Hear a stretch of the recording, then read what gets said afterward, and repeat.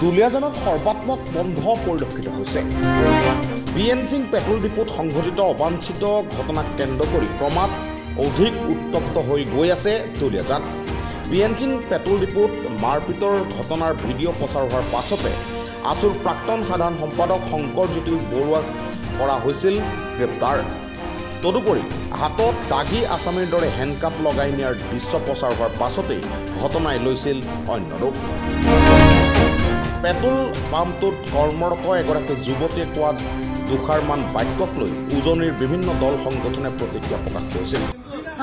ये लोग सब फ्री में खाने वाला आदमी है, सब फ्री में खाने वाला आदमी है, सब दलाल लोग है, खड़ा है, सबको रोटी खाने आना है। किसी का कोई लेन देन नहीं है बीएन सिंह से, किसी का कोई लेन देन नहीं है बीएन सिंह से। ये लोग आए हैं। हाँ, मेरा भाई का है।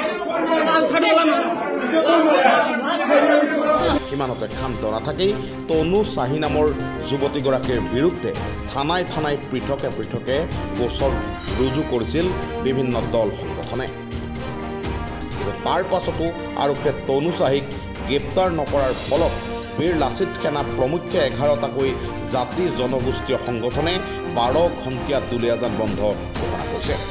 আজি পুৱাৰে পৰা দুলীয়াজানত নিস্তব্ধ পৰিৱেশ দেখা গৈছে।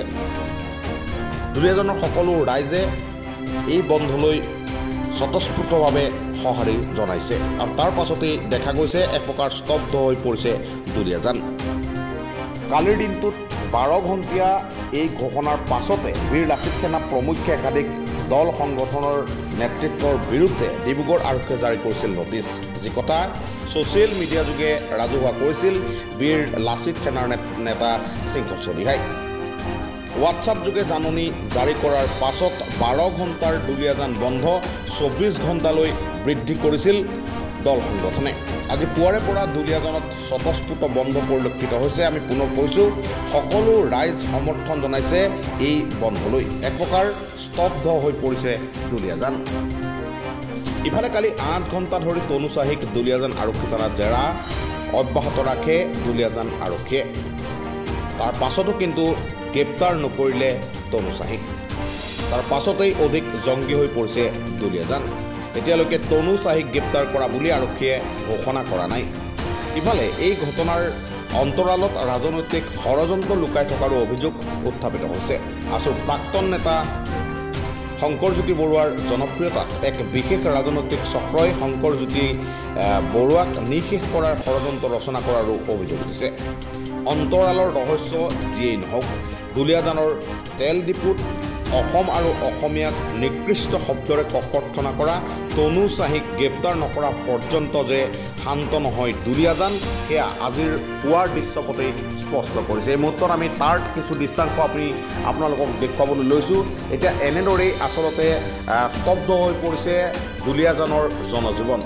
সকলো পথেৰে ইতিমধ্যে যাতায়াত বন্ধ হৈ পৰিছে। সকলো লোকে এই বন্ধলৈ সমৰ্থন জনাইছে আৰু কোনো লোক ৰাজপথলৈ ওলাই অহা নাই, গাড়ী চলোৱাটো দূৰৰ কথা। গতিকে দেখা গৈছে যে সম্পূৰ্ণ এক নিস্তব্ধ এটা পৰিৱেশলৈ গৈ আছে। কিন্তু তাৰ মাজতে এই আজিৰ বন্ধ আহ্বান কৰা বিভিন্ন দল সংগঠনৰ নেতাক ইতিমধ্যে আৰক্ষীয়ে আটক কৰা বুলি জানিব পৰা গৈছে। আৰু কালি বিভিন্ন প্ৰান্তৰ পৰা এই বন্ধৰ আহ্বান কৰা নেতাক আৰক্ষীয়ে নিশাই আটক কৰাৰো এক খবৰ পোৱা গৈছে। মুঠতে এই যি সৰ্বাত্মক বন্ধ পৰিলক্ষিত, এই বন্ধ যে সৰ্বাত্মক ৰূপত প্ৰতিফলিত নহয়, তাৰ বাবে আৰক্ষীয়ে কালি নিশাটো এনেদৰে আচলতে একাংশ নেতাকৰ্মীক এনেদৰেই আটক কৰিছিল। কিন্তু তাৰ পাছতো দেখা গৈছে যে দুলীয়াজানবাসী আজি বন্ধলৈ পূৰ্ণ সমৰ্থন আগবঢ়াইছে আৰু অসম আৰু অসমীয়াক এনেদৰে গালি পৰাৰ আচলতে প্ৰত্যুত্তৰ দিছে বুলি একাংশ লোকে ক'ব খুজিছে। কিন্তু আজিৰ যি দৃশ্যপট, সেই দৃশ্যপটে স্পষ্ট কৰিছে যে তনু চাহিক যি পৰ্যন্ত গ্ৰেপ্তাৰ কৰা নহয়, সেই পৰ্যন্ত ইয়াৰ পৰা অধিক পৰিস্থিতি সলনি হৈ পৰাৰ সম্ভাৱনা আছে।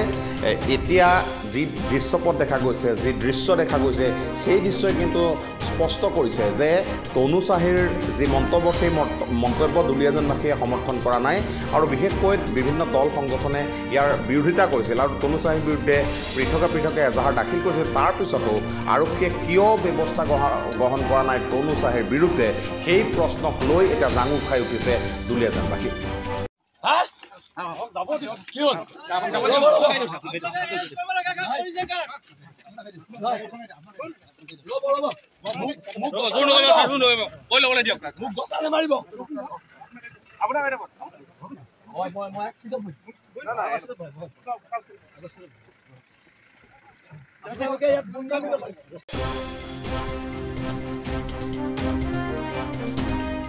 News Desk Report, Notice View.